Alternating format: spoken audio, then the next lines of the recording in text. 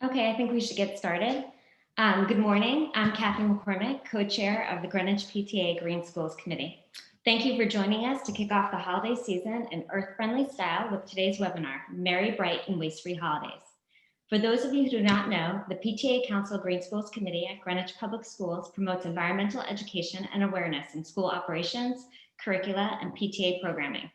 It supports community action and service by working with partners in the town. Today's event, a collaboration with Waste Free Greenwich and the Greenwich Conservation Commission, is an example of such a partnership.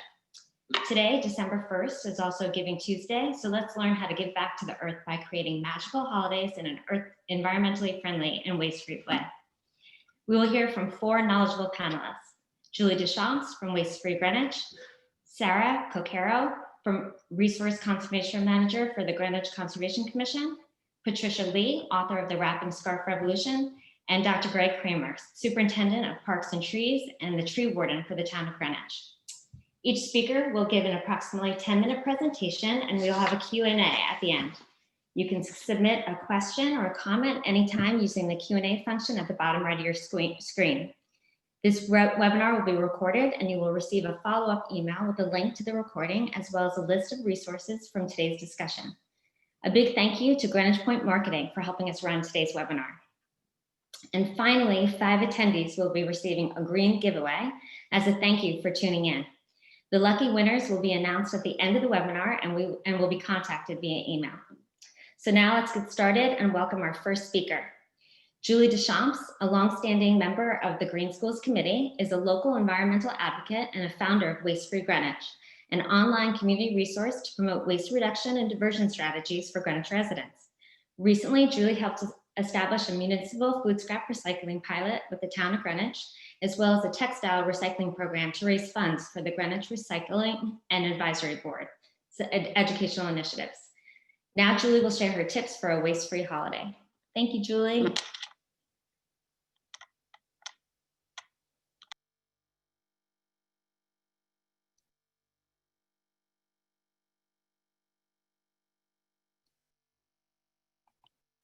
Okay, good morning. I hope you can hear me. I'm just waiting a minute for my slides.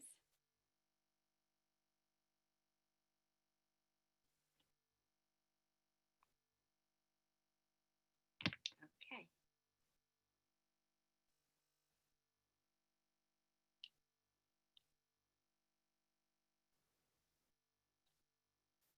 Looks like we're all set.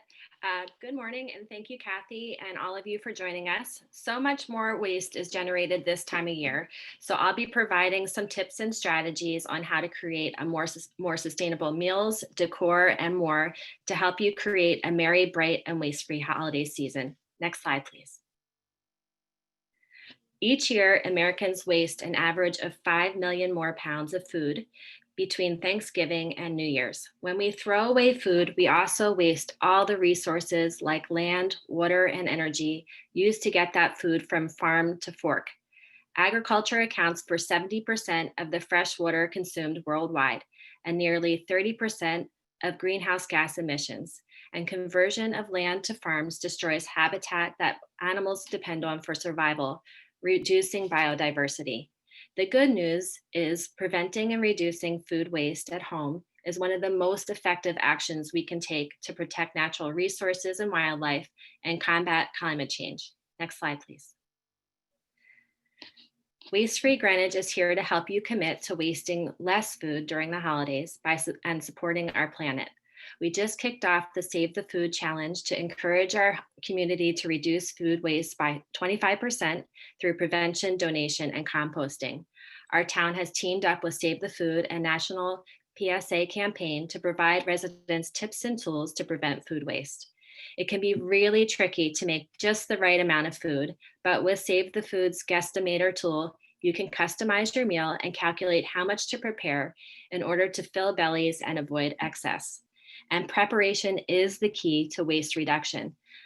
First, double check your pantry and fridge before shopping to avoid unnecessary purchases. Then hit the farmer's market for local, package-free, and lower impact shopping. At the grocery store and food purveyors, Stick to your list, opt for foods with no or minimal packaging, and bring your own reusable bags for fresh produce and bulk items like grains and nuts. Buying in bulk can also cut down on packaging waste. Purchase snacks and drinks in larger quantities rather than individual packaging. And if you opt for catering this holiday, ask if your own reusable food containers can be filled instead of disposable wares. You can also make a difference by making more sustainable food choices when menu planning. Meat products have a heavy footprint, consuming significantly more resources than produce or grains. For example, in terms of water use, a pound of tomatoes is the equivalent of a 5-minute shower, while a pound of beef equals a 6-hour shower. Less meat is wasted generally, but beef or lamb that is tossed in the trash is much more detrimental to the earth. So you may want to consider going easy on the meat and offering more produce, legumes, and grains. Next slide, please. Not everyone is going to be a member of the Clean Plate Club this holiday, but leftover food doesn't have to go to waste. Ask family and friends to bring their own reusable containers or have extra on hand and pack them up with leftovers to take home. Drop off surplus to neighbors or call a homeless shelter or other agencies to see if they have a need for cooked food or spare ingredients. And if you're feeling like you need some inspiration, search for holiday leftover recipes online to reinvent extras, or use the Supercook site to match the contents of your fridge and pantry with recipes from the most popular cooking resources. The New York Times just featured a terrific article using leftover holidays and dishes from enchilada pie and mouth-watering sandwiches to roasted turkey stock and shepherd's pie, which we'll include in our resource page. Next slide, please. Once you've prevented food waste through smart planning, shopping, and storing, and have donated and gifted all you can, compost the rest. Keep a bin or a bowl at the ready to collect scraps when prepping and cooking, and place it by the sink when cleaning up so plates can be scraped directly into it. Waste-Free Greenwich sells starter kits with a countertop and transport bin and compostable bags to make the process easier. In Connecticut, food scraps compose more than 22% of disposed waste. But here in Greenwich, we're fortunate to have many options to divert these scraps from our waste stream. The Municipal Food Scrap Recycling Program launched in June and is voluntary and free to residents with a facility permit. The pilot is going strong with about a ton of scraps brought to Holly Hill each week by residents, which are then transported to a licensed facility to be processed into compost. We'll have a compost give back day for the community in spring. Home pickup is available by subscription with companies like Curbside Compost, or you can set up your own backyard composting system using the resources provided on Waste-Free Greenwich site. Next slide, please.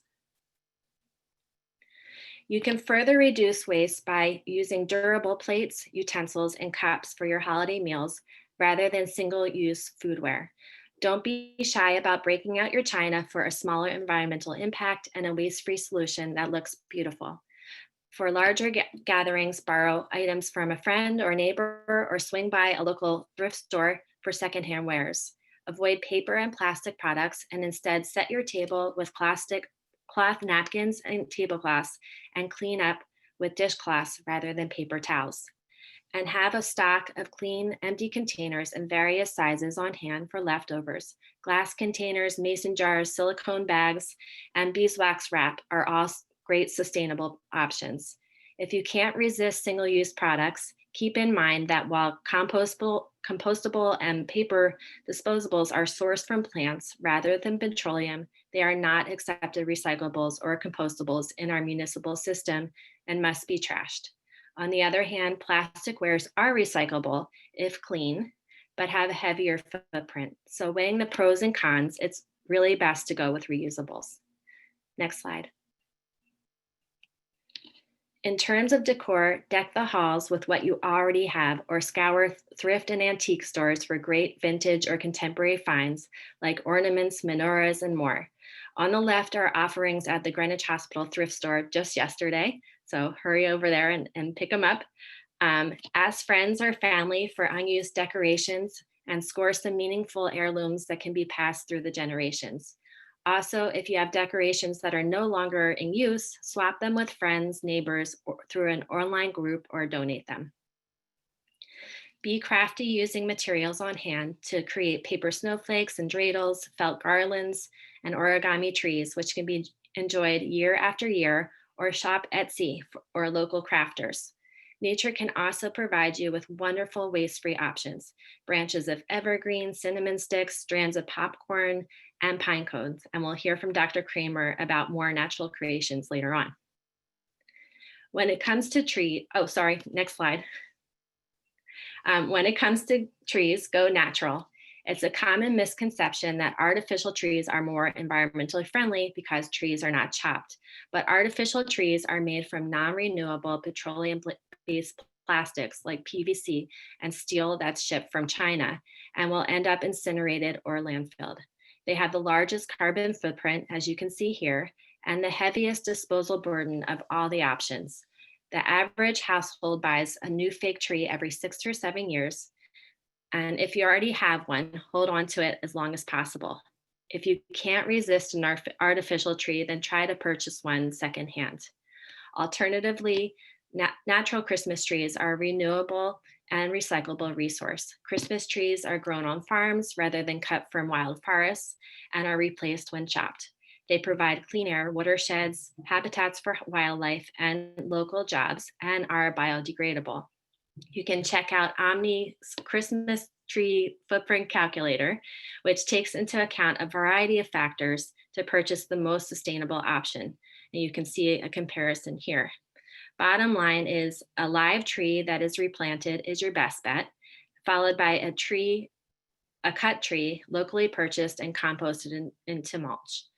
The town of Greenwich will accept cut, unadorned trees after Christmas through July at these locations, or you can leave them on your property to decompose naturally, providing wildlife habitat and enriching soil. Next slide, please.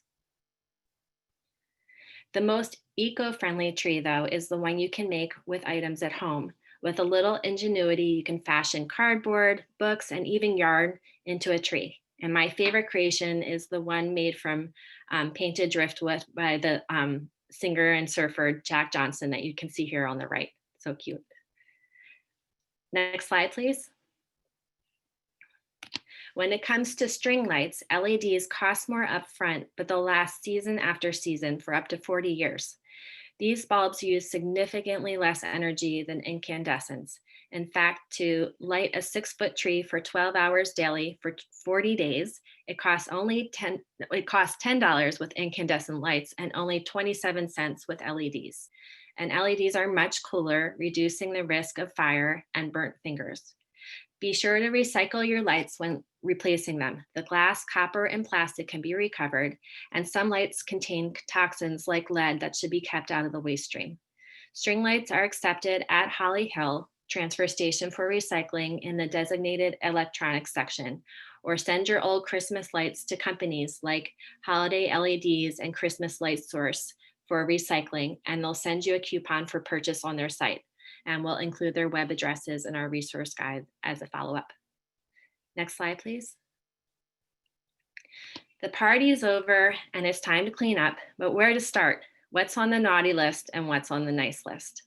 The task of cleaning up is made easier if you have a station with bins labeled recycling and trash all ready to go. One of the trickier items to recycle is wrapping paper. Not all of it is actually paper. Some products are laminated or plastic, and the basic rule is if it rips, then it's recyclable. But anything with plastic or metallic additives like glitter or foil is not recyclable. Tissue, paper, bows, and ribbons cannot be recycled, but can be reused throughout the year for other gifts or saved until next holiday season. Gift and cardboard boxes can also be reused. But if you don't have enough storage space, be sure to break them down before recycling and try to remove the tape and labels. Styrofoam packaging, including blocks and peanuts, is definitely on the naughty list and must be trashed. Other packaging materials like air pockets and bubble wrap can be recycled at the plastic bag container at Holly Hill, which is located next to their office trailer, or at participating grocery stores. And what to do with all those holiday cards once you're done displaying them. Any cards with photographs, metallic, or glitter decoration cannot unfortunately be recycled. Considering sending e-cards this year to reduce waste and save money, or choosing cards that are 100% paper. And finally, electronics. Old models of phones, computers, games, and other electronics should not be trashed as they contain hazardous materials. Recycle these gadgets responsibly by dropping them off at the electronics area at Holly Hill. If the old model still is functional, consider donating it. Next slide, please. Use these tips and strategies to create a waste-free holiday season and rise to the Save the Food Challenge to meet our community goal of 25% food waste reduction. Waste-Free Greenwich is here to help, so please reach out via email, follow us on Instagram and Facebook, and check out our website, wastefreegreenwich.org. Thank you so much and happy holidays.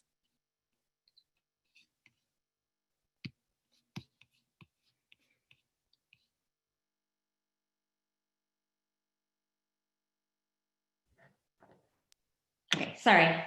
Thank you so much, Julie. Next, please welcome Sarah Coccaro, Conservation Resource Manager for the Town of Greenwich's Conservation Commission, an advisory board set up under state statute and local ordinance to assist the town with planning and management of its natural and cultural resources.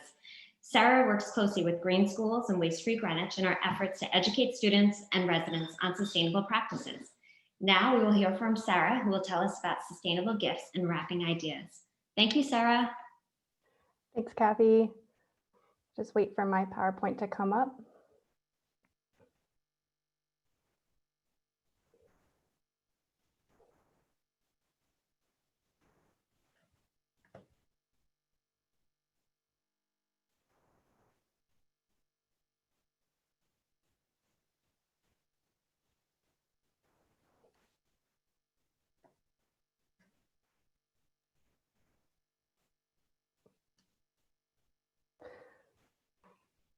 Great. So it's so nice to be here today. I'm excited to share my thoughts and experiences as this topic is near and dear to me. I love the holidays, but I find myself getting stressed about the amount of extra waste. The past few years, I've added a sustainability lens to my holiday shopping and decorating and look for ways to reduce and reuse gift wrapping. Every year I challenge myself to not purchase any new wrapping materials and to reuse what I already have. And I'm going to challenge you all to do the same this year. This journey has led me down many internet rabbit holes and spurred great conversations with family and friends, including some of the people tuning into today's webinar. We're now officially into the holiday season, and as we're trying to keep our distance and stay healthy, instead of shopping at the big box stores where there may be a lot of people or at an online retailer that's far away, think small and local this year. But before we get into the gift list, let's take a look at the sustainability of shopping. Next slide, please. Part of giving a sustainable gift is looking upstream at where that gift comes from. Even though this year looks different in a lot of ways, our small businesses need our support now more than ever.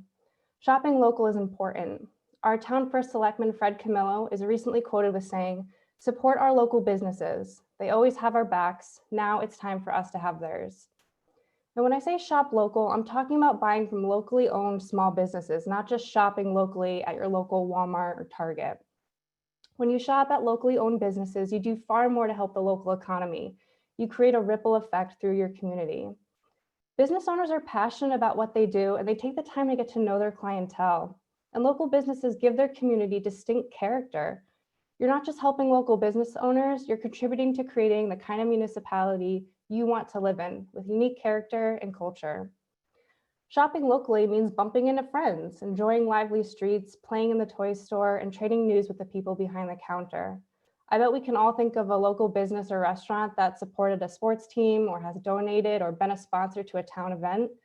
These are the business owners that support PTAs and little leagues. Downtowns wouldn't exist if we didn't shop local. And data shows that local retailers, they hire local people, they pay local taxes, and source goods locally. For every $100 you spend at a locally owned business, $68 stays in the local community and is redistributed to employee wages, local services, local supplies, charities, and more. This is 3 times as much as an online retailer. And lastly, shopping locally reduces your environmental impact by cutting down on pollution, sprawl, and congestion. The environmental footprint of a locally or even USA made item is much smaller than an item that's made over in Europe or Asia and needs to travel to your doorstep. Next slide, please. So now we all know how important it is to shop local. Let's consider the gift. When looking at your gift list this year, really think about what these people might want, need, use, or like. Start with buy no thing. And I recently heard 2 quotes that really resonated with me, and they were, "Things are a thief of time and everything is future garbage." At a certain point, if it doesn't end up in a museum, it ends up in the trash. So here are some of my favorite buy no thing sustainable gift ideas. While COVID has certainly affected the experiences that we can enjoy now, it's not forever. But there are a couple of really great local activities, such as the indoor skydiving with iFly in Westchester. You can do cooking classes. There's Sur La Table in White Plains or the Greenwich Cheese Company in Cascade. There are escape rooms, which are lots of fun for kids or for families, and they have them in Norwalk, Stamford, White Plains, and Danbury. And then check out your local comedy clubs or playhouses, like Ridgefield Playhouse is a great one. And a lot of Broadway shows are actually streaming their shows right now too. I've also found that local garden shops sometimes offer classes like a bouquet or wreath making class, which is also really fun. For that constant learner in your family, maybe check out a masterclass or Skillshare. Those are 2 big websites, but a lot of local universities can also offer continuing education classes. Look around what you have in your home as a gift. Maybe your kids can make something like that cute tic-tac-toe set made out of wine corks. Maybe you can make a seed bomb, which is you take local pollinator seeds and you make them into like a little clay ball that you can toss outside and it'll grow. Or maybe you can gift foods like hot sauces or jams. One year I made soaps and candles for my family. Or maybe you have a talent like crocheting or knitting. And let's make regifting okay again. If it doesn't spark joy for you, but for someone else, it's okay to regift. Are there things that you can pass down from you to a younger generation? Maybe your kids have outgrown toys or clothes that you can share with a family member. And I know this is an obvious one, but gift cards. Maybe there's someone in your family that could really use a gift card for gas, groceries, train or subway tickets, or a gift card to the local hardware store, a restaurant, a winery, or a brewery. One year, my mother-in-law actually gave my husband and I a gift card to Mike's Organic Produce. And it was one of the best gifts that we got because we were getting fresh and local produce and seafood, and it supported a local farmer. So it felt and tasted good. And there are a lot of CSAs around us. CSAs are community supported agriculture. A couple are the Hickories in Ridgefield or Harvest Moon Orchard in North Salem, New York. Giving your time, like you could do a coupon book for maybe a few hours to help someone around the house or doing yard work, shoveling snow or pet or babysitting. For the person who has it all, considering making a donation in their name, today is Giving Tuesday, which is a perfect day to put words into action. Whether you give your voice, your time, or your money, being generous is a way to fight for causes that you or your giftee really care about and help people. Maybe they have a specific interest or a hobby or a cause that they would appreciate a donation to. And lastly, there's so many memberships. There's historical societies, nature centers, nonprofits that offer memberships for families or for individuals. So Greenwich Audubon, the Bruce Museum, or even the Maritime Aquarium in Norwalk or the Stanford Museum and Nature Center, to name a few. Next slide, please. So now that we've started with buy no thing, now you can consider buying something. And remember, shopping local is important. Celebrations shouldn't be measured by how many packages weigh down the gift table or whether the pile of presents is bigger than the tree, or if you have something to open on every night of Hanukkah. By embracing quality over quantity, the excitement of gifts can last long after the paper has been torn off. Buy from thrift stores, free cycle networks, which is all about reusing items, giving them a second life, and keeping good stuff out of landfills. There's also a lot of social media swaps nowadays, so check out those too. Gifts that satisfy a need, like socks. I bought my entire family Darn Tough Socks, which is a company that makes socks up in Vermont, and they've made a commitment to sustainability, and it was a huge hit. It even made for a really cute family photo of us all wearing our socks. So maybe you have someone in your family that would love like an eco gift. There are plenty of reusable products out there, stainless steel straws, the Swedish dishcloth is really popular, or even wool dryer balls. And I'm looking at you, Harriet. Maybe you're looking to incorporate natural items too, like a plant bulb. And you can still shop local by shopping online. And I encourage you all to check out Etsy.com. Etsy is an online marketplace for artists and makers, and you can see who is local to your area. I actually took a screenshot of the Creative Spirit Glass, which is a local Greenwich Etsy store. Consumables are things that can be used up, like foods and body products. Lush is a great company. They make body care products, and they actually reuse their containers. So when you're done with them, you can bring them back to the store. And when you're considering a sustainable gift item, look at where it's made. Is it made in the United States or is it made in another country? What materials are used in it? Is it wood, like this cute little music instrument, or is it plastic or metal? Consider ethics, conservation, and artisanship. Do the brands prioritize people and the planet? Many businesses are making a commitment to sustainability by using natural materials or reusing plastics and helping to reduce marine debris. So if you do buy from online, most companies will market their sustainability. So do a little extra research before you hit add to cart. And I just wanted to point out 2 photos in this slide. The second photo from the right, which says holiday gifts and decor, is from a local artist called Hooks and Hounds, and they have a Facebook store and they make crocheted and screen printed items. And then the photo all the way on the right of the tree was actually here done in Greenwich, and it was by 2 Armstrong Court gardeners who decorated and designed this. It's called the Garden Growing Kit in a Tree for the 2nd annual Festival of Tabletop Trees for the Greenwich Historical Society. And I love a themed gift, but everything that you see is able to be used. So the tree is real. They put seed packets on there. There are seed starters, some soil, some gardening books. It's just a really creative way to gift something. Next slide. All right, let's wrap. So now that you have your gifts, it's time to start thinking about wrapping them. So step 1 is to gather your materials. Look at what you have in your home. Do you have old fabric scraps or tea towels, cloths that can be reused? I know when COVID first impacted grocery stores, many stopped allowing you to bring your own bag, and I accumulated a bunch of paper bags, and I plan to reuse them all this year. Do you have any old maps or bows, ribbon clippings, or newspaper? All can be used to dress up your gift. And I know my mom is watching this right now, and she takes great pride in her wrapping, but I know it would be really hard for her to exclude wrapping paper from her holiday. So if you have someone in your life who just can't get over using it, there are some eco-friendly versions of wrapping paper, like this one. It's called Wrappily, and they make wrapping paper that is 100% from recycled newsprint. Take a look in your yard for natural touches to gifts, and Dr. Kramer is going to talk about this more, but do you have some nice evergreens or spruce, cedars, fir trees that you can take a little clipping from to add to your gift? And then reuse gift bags and boxes or jars, glass containers.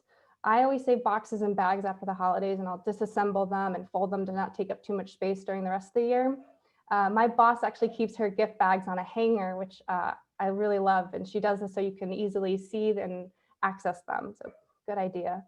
And if you find yourself with items that need to be recycled or thrown out, check the recyclability. It's not just around the holidays and gift giving. We should all be conscious of the way that we produce trash and how to dispose of it. Just because things are out of sight and out of mind, we should also consider what we're producing upstream. And if you don't have a box or a bag of items to reuse for wrapping already, this is the year to start one. Keep a bag with you while you're opening gifts and carefully separate items that can be reused another time. Next slide. Step 2 is be creative. Think outside the box, or don't even use a box. What can be wrapped and what can be used as the wrapping? Can you use the gift as the wrapping? Sharing this photo from Jamie Patton that she used from her daughter's birthday present. I just love it. She actually used part of the present as the wrapping. And there are lots of other creative ways to decorate your gifts. You can make stamps from corks, you can color or paint, use stickers. Just remember that if you use too many stickers, it may not be recyclable after this, but there are a lot of online resources available if you Pinterest or Google creative eco-friendly ways. Next slide, please.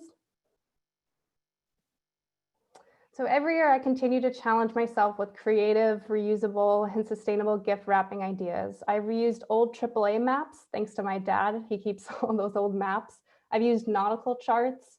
I've used trail maps from our favorite skiing destinations, and these are all really great because oftentimes maps and charts are made out of a laminated paper. So once you cut it, you can actually reuse it. The tape comes off really easily. I've cut up paper bags and decorated with colored Sharpies and paint, creating a one-of-a-kind, really special wrapping for people. A few years ago, we made personal gift tags, and this is a really fun project if you can do it at your house. But we reuse them every year, so we know whose present is who. I've used gifts to wrap another gift, like using a decorative hand towel to wrap a bottle of wine. And I wanted to mention that you should definitely check out sustainable tape options. There are a few brands out there, like a non-reinforced water activated tape. And a lot of these tapes can be recycled right along with, say, cardboard. And this is actually a perfect segue into Patricia Lee's demonstration. I'm so excited to share the stage with Patricia, who has come up with a creative method for using fabric to decoratively wrap gifts. So thank you and happy holidays. Thank you so much, Sarah. Now we welcome Patricia Lee, the author of The Wrapping Scarf Revolution and the creator of the BOBO Wrapping Scarf. She's a Korean-American wife and mother who spent her first years of married life living in Seoul, rediscovering her culture and heritage. Patricia's sons are graduates of the Greenwich Public Schools. You can learn more about Patricia's work on the website bestofkorea.com. Patricia will teach us about bogaji, the traditional Korean wrapping cloth and technique that can help us wrap gifts beautifully without harming the environment. Thank you, Patricia. Thank you, Kathy. It's so great to be here this morning and share with you this wonderful ancient tradition that has been around in Korea for ages. And you know, I first became interested in sharing this ancient tradition a little more than 10 years ago, after I saw Al Gore's movie, The Inconvenient Truth. And, you know, it was a time when my boys were in middle school and, you know, we were in the midst of tons of birthday parties. And it was a time when, you know, volume did count in terms of number of presents under the tree. And after I saw that movie, I was really compelled to rethink all the waste that we were creating just in my own home. So, you know, I thought back to my own home when I was growing up in Philadelphia. We actually grew up in a home of 4 generations. We lived with my grandmother and my great-grandmother, and they used to wrap and carry things in the old Korean tradition of wrapping with fabric. Fabric scarves, fabric, just cloths. In Korea, they do sell these cloths specially made for this purpose of wrapping and carrying. It's called bojagi. And I thought, why don't I try that? Why don't I modernize that and try to kind of reimagine what it would take to make a beautifully wrapped gift with using fabrics. And so, you know, I did a ton of research on the ancient tradition, on all the techniques of wrapping different shapes, and wrote my book, and actually started a line of scarves after I started getting lots of requests from friends to make some scarves for them as well. So, you know, the most wonderful thing about this tradition is that you don't actually have to buy anything. Everybody has bandanas at home. They have old scarves. I love what Sarah said about regifting. My friends and I have actually, a few years ago, started a tradition of exchanging birthday presents that are only regifting. So the rule is you can give birthday gifts for, you know, when we get together to celebrate each other's birthdays, but we can only give each other things that, you know, we already have in our home. And Sarah mentioned that, and I love it. And I also love her idea about the coupon books, because, you know, in our family, you know, Christmas gifts, birthday gifts were always wonderful, but actually my boys' favorite gift was the coupon book. I always provided a book of, you know, get out of jail, get out of dishes free. Lots of different ideas that just, you know, it didn't cost anything, and it didn't create any waste. And so I just want to reinforce and shout out to Sarah for that coupon book idea, which my boys will totally vouch for. So, you know, after many years of trying to share my book with the world, and also these wonderful techniques of wrapping with scarves, You know, Korea is kind of having a moment right now. I don't know if you agree with me, but Korean food, K-pop, K-dramas, and K-beauty also seems to be having a little bit of a moment. And so you can actually, I'm going to share some of the techniques with you right now, but as a follow-up, you can check out some of the more of the videos on a new website that I created called bestofkorea.com. So I think my main purpose here is to share with you some actual demonstrations of how to wrap your gifts with scarves and other, you know, textiles that you have at home. And so I have one of my wraps here. And one of the things that makes it easier to wrap gifts of any different kinds of sizes and shapes, and the traditional cloth in Korea is a square. So right now I have a square about 27 by 27 inches. And it's totally, you can, I think bandanas are about the same size or maybe a little bit smaller, but the wrapping with scarves is very flexible, as you will see. So mine is about 27 by 27. And let's see if I can adjust my screen here. And I'm gonna just lay it out on a table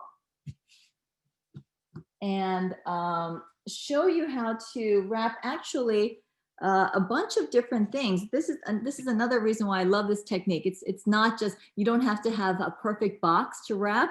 You can wrap things that are odd shaped, and you can also stack things together to wrap. So I have a bunch of kitchen towels here, and then maybe I'll add a couple more things. And the traditional Korean technique is to bring up the corners and just tie square knots. So first I'll bring up these two corners and match up the corners at the top, get it nice and snug, and tie a square knot. If you remember tying a square knot from Cub Scouts or from Girl Scouts, it's just one knot here, and then bringing the other side over to make a nice snug knot at the top, and then straighten everything out on the other two corners and bring them up and do the same thing on the other side.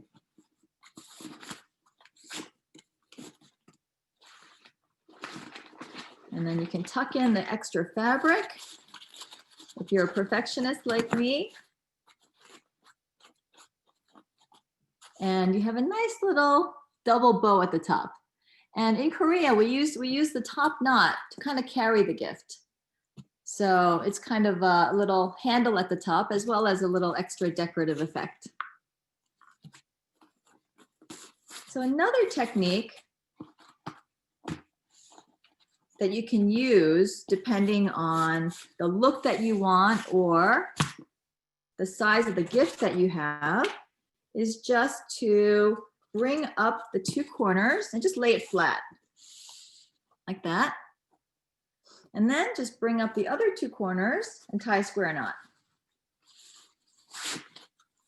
This is actually even simpler.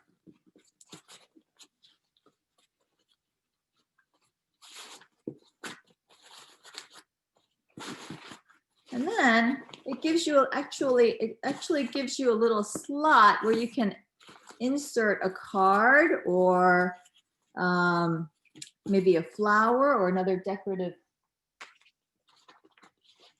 item. So a little built-in pocket on this technique. I think one of the favorite gifts these days is a wine bottle. And so I'll show you how to wrap up a wine bottle.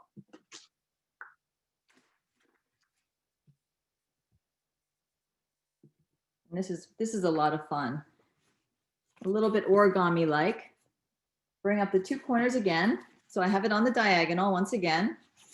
Bring up two corners and tying a square knot at the top of the wine.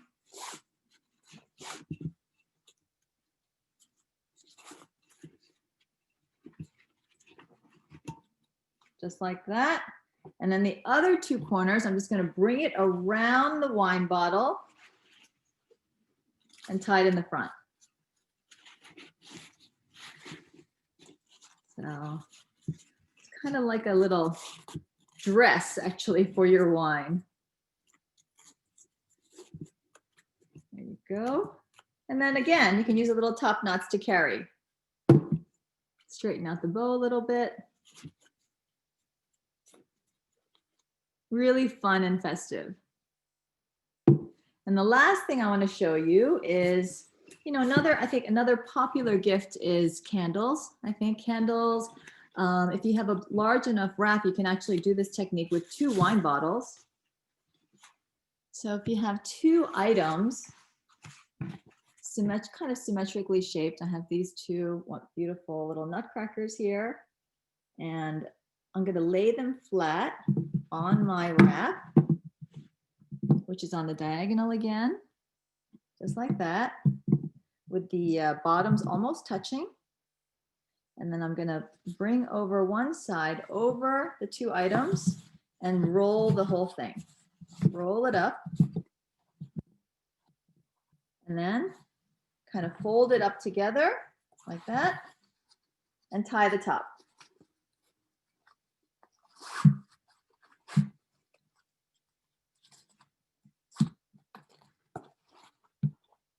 And then you have a little carrying knot at the top as well. There you go. So, you know, a lot of these techniques are just very, very simple. It takes a little bit of practice to get it just right. And, you know, depending on your level of perfection that you want to achieve, it's really easy to create your own signature looks, whether you want to add a little flower bud or some evergreen. They make a really, really beautiful presentation. And the best thing of all is that it can be reused. And if you use it in your own family, the wraps kind of go around, you know, you give it to your sister, she gives it back to you, you give it back to her. So it's a really wonderful tradition. And if you'd like to find out more about it, please check out my book, which I think is available at the Greenwich Library, as well as my website, which there are more videos that I share on my website. So I hope everyone will try this technique with scarves you have at home, with bandanas, and you know, it's a lot of fun, and it just spreads the word on how you can reduce waste this holiday. Back to you, Kathy. Thank you. Oops. Thank you so much, Patricia. That was amazing. Okay, finally, we welcome Dr. Gregory Kramer, who is appointed Superintendent of the Parks and Trees Division, Town Tree Warden in 2019. Dr. Kramer has over 25 years of work experience in the horticultural industry, including Director of Horticulture for Tavern on the Green Restaurant, New York Restoration Project, and Bach Tower Gardens in Florida. Now, Dr. Kramer will give us tips on decorating with natural backyard materials. Thank you, Dr. Kramer. Thank you, Kathy. Thank you, everybody. This is really wonderful. I appreciate the invitation. So I have a small slide presentation I'd like to show, and then talk a little bit after the slide presentation. I should say it's a video, and then talk about the materials that one can use in their garden or at their friend's house in terms of making flower arrangements for the seasons. And it's pretty simple. It's a fun activity. It can involve the whole family. You can go out and create a bit of a Easter egg search and say, you know, we're looking for these kinds of plants, and bring the outdoors indoors, which everybody likes to do during the holidays. So if you could, Kathy, if you could put up the video, and then I will talk a little bit afterwards.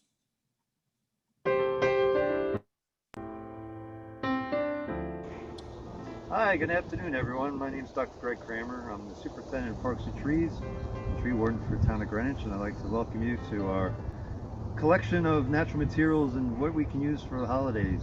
Kind of quick overview session. For beginners, I'd like to talk a little bit about this grass here. Grass is a really great and effective materials to use for decorating. They dry out nicely, they don't fall apart, and they add a nice fine texture to any type of arrangement you'd like to do, whether you'd like to do just individual grasses or put something a little bolder in there, like some bigger leafed material. So this is our first one, it's grass. So go around and see what you have in your area, and as long as it's not on someone else's property, feel free to cut away. Welcome back. So now what we're talking about is some dried flowers. As you can see, this dried hydrangea mixes nicely with the miscanthus that I cut earlier. So again, it's the beginnings of a design. It needs to be bulked up, but just, you know, use your creativity and see how nicely these two go together. So this is the third addition to our creation of a arrangement, or a bouquet looking arrangement. And what we added here is some white pine to the grass and to the hydrangea. And what's nice about the white pine is it'll hold for quite a while and stay green. So if you have some white pines on your property, it'd be nice to just take some cuttings and add them to your vase or your bouquet. So the next addition we added is some Magnolia grandiflora, which is a beautiful native evergreen in the magnolia family. And it's very commonly used in flower arrangements. You can see here it adds a nice bold green texture. But also, in of itself, it's been used to decorate tables. You could take a leaf off, or take many leaves off, such as like this, and place them on your table, or even on the dishes before dinner. So again, it's sort of being very creative. The whole fun thing about floral arrangement is you're the artist. You can do however you like to do the arrangements. But again, it adds a nice texture, a nice color, and this again stays for quite a while without having to put any kind of chemicals or wax on it. So again, that's Magnolia grandiflora. Sticking with our evergreens with bold textures, if you remember back to our Magnolia grandiflora, this is a rhododendron maximum, and again a native. And this also makes a great, wonderful cut plant for arrangements. It holds well, and it has this really great world leaf arrangement, and pretty easy to find. And if you have rhododendrons, they don't mind a little clip here and there on your own property. So feel free to use rhododendron as an alternative to Magnolia grandiflora, or an addition to. So the next plant I wanted to talk a little bit about is our native mountain laurel, which is also our state tree. Most people will have this on their property or familiar with it, and this also makes a great evergreen for arrangements. You can see these are the old seeds, old flowers I should say, and these are the seed stalks, and then here are very small minute seeds, but it's very interesting in of itself, as is the foliage. And if you look closely, you can see there's some new foliage coming out, which also adds some interest. So this is again mountain laurel, and it's an evergreen, and it's a nice addition to any kind of arrangement. Well, we can't talk about flower arrangements on holidays without talking a little bit about holly. And here we have a female holly. We know it's a female by the fact that it has berries, because male hollies do not produce berries.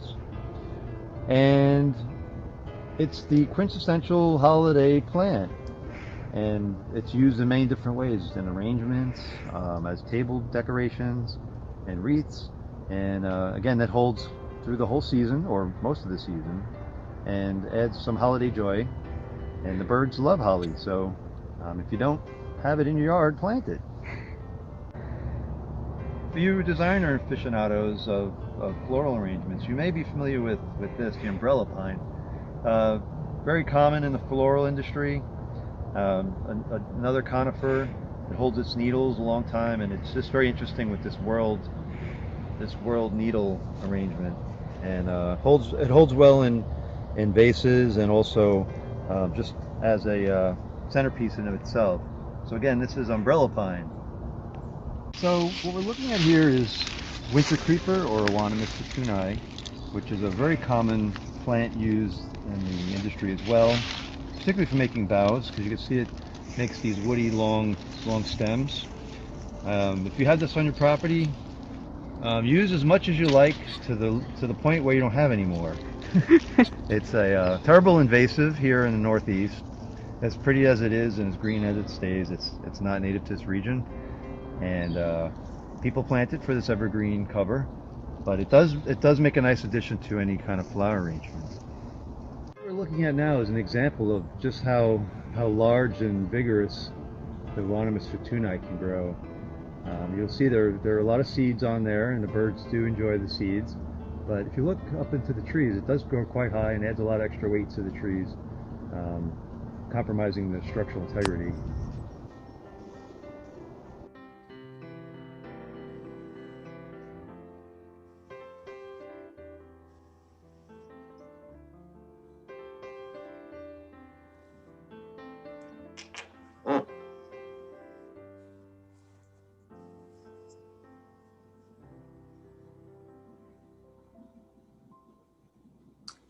There's some just continued examples of how you can use some of this material in terms of making arrangements. I did want to talk about a few more examples of plant material I collected before coming to the office today. First one I would like to talk about, which most people are more than likely familiar with, is bittersweet. It is quite pretty. It's used very common in the industry.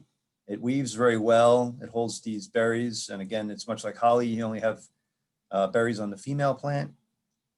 But I would ask if it is used in arrangements. I know we're trying to be sustainable and compost all our natural materials, but you wouldn't mind taking this one and throwing it in the garbage when you're done with it and not putting it out for the birds to eat, because this is a terrible invasive, and it became problematic because of how it was used in the floral industry. Birds do relish it, and it finds itself in places it shouldn't belong. So again, this is bittersweet vine, a great addition to arrangements, but please handle with caution and dispose of properly.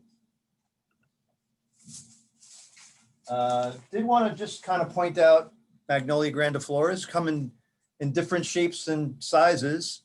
And this is the one I had shown earlier. And you can see the leaf doesn't really have that brown rusted underside, which in a technical term is called tomoso. But in this variety, which is grown more for this texture underside, russet underside, this type is used more common in the floral industry. The leaves are a little bit darker, and you have this brown underside. So there are differences even in the same type of plant when you're looking at arrangements in terms of what you're trying to achieve. And there are some varieties of Magnolia grandiflora that have even a darker russet underside that are really striking. A couple other items I'd like to talk about is ivy. Ivy is really easy to get. There's a lot of ivy around. Again, it's become problematic in the woodland areas. So if you do collect it, please dispose of this properly as well. But what I have here is an example of adult ivy foliage. Ivy has two different forms of foliage. It has the juvenile foliage, which is kind of the classic ivy leaf. But then as it matures, it turns into this complete leaf. And then here are the fruit production is on top of this. So it's more interesting, I think, when you mix the two together, both the adult foliage and the juvenile foliage. So ivy is, again, very common, easy to find, and holds well. You don't need to keep it in water. You can get a few weeks out of this. And for some real shock color and is some of the hawthorns. Most of them are native and the birds relish them, but just this very simple in a vase with some beautiful grass is just stunning in itself. If you did this, even with magnolia and grasses, it's just very simple, but yet effective. So again, it's really up to the creativity and how one wants to display their natural materials, but be creative, be artistic. And I say, enjoy what nature has and bring the outdoors indoors. And a lot of this material can then be recycled. So you're not adding anything back into the municipality of trash. So thank you. Happy holidays, everybody. Thank you very much. Thank you so much, Dr. Kramer. Now is the time for questions. Does anyone have any questions for any of our panelists? I know, Dr. Kramer, there was one question. Yes. For someone who doesn't have a living Christmas tree, but misses the smell of having a Christmas tree in their home. Are there any particular greens that you recommend to give a home that special Christmas smell? It's a great question. If you don't have a live tree, but you still want that fragrance, you can go to nurseries, and a lot of the extra branches they cut off for trees, for live trees, or making extra boughs, they'll usually give you that for free, and you can bring that indoors. And if you want to get that smell, you can put the pine or the fir close to your radiator or heat source, not on it because you don't want to dry it out or possibly burn, but somewhere close where the essence of the wood and the fragrance can waft through the house. So that's another way of using materials that would otherwise go into the compost or into the trash, is going to nurseries and just asking for some evergreen boughs. Okay, great, thank you. Another question is, when you say dispose of properly in the case of bittersweet and ivy, would you clarify exactly what that means? Absolutely. I would take everything when you're finished with the season, put it in a trash bag, and I'd put it out in the trash. So it either goes to the incinerator or is buried.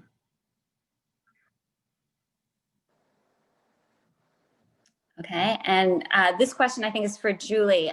Where would be a good place to donate a sealed frozen pie? I believe the best place may be either CCI, Community Centers Incorporated, or Neighbor to Neighbor would probably accept it. Just make sure it's not expired. Okay, great, thank you. Does anyone else have any more questions for any of our panelists?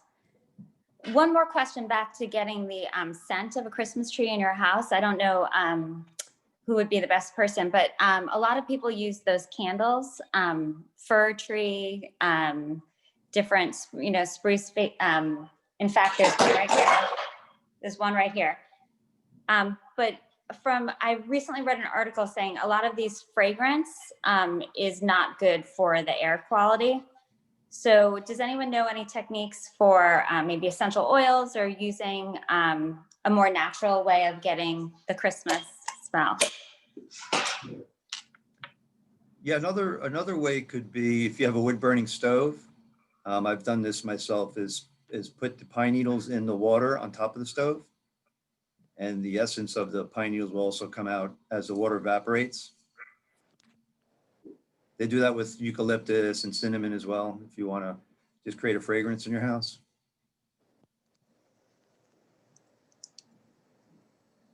Okay. Julie, do you see any more questions, anyone? One just came in. It says, I never thought about tape before. If I use tape on paper, does it mean I cannot put it in the recycling? Also, I'll answer that first. So if you can pull it off, that's best. But if it's if you can't, then you can still put it in the recycling. Just do your best. Nothing's going to be perfect. But if it's gunked up with tape, obviously, that's probably not the best to put in the recycling. The other question was, please explain the difference between decomposing with animal products and those that are only plant. Okay, so in the municipal system that we've just set up in June, we do accept any kind of food, and that includes meat and dairy, shells and bones. And those items, they'll be sent to a commercial composting facility, and they do have the capability of breaking those materials down very, very high heat. But those kind of materials are not recommended for your backyard composting because they will attract vermin, animals, and insects. So, if you decide to participate in the municipal program, You can put in any type of food, but in your backyard composting, it's better that you don't put in meat and dairy.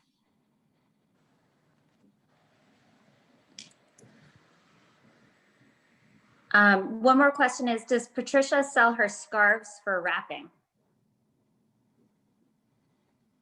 Oh yes, actually we do. we do sell our scarves at a site called BOBOWrap.com. But as I mentioned before, we are in the process of starting up our new website, bestofkorea.com, and things will be migrating.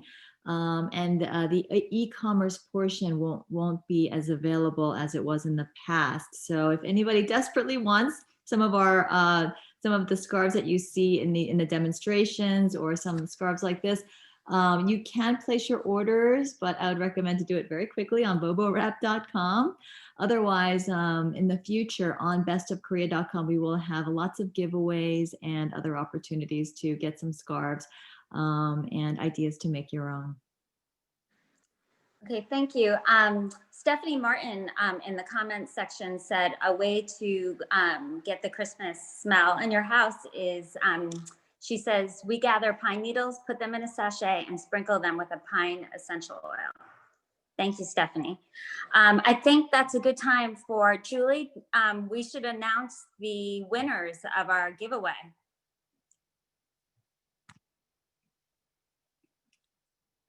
Julie, are you there? I'm here. I'm just looking at our winner. Sorry.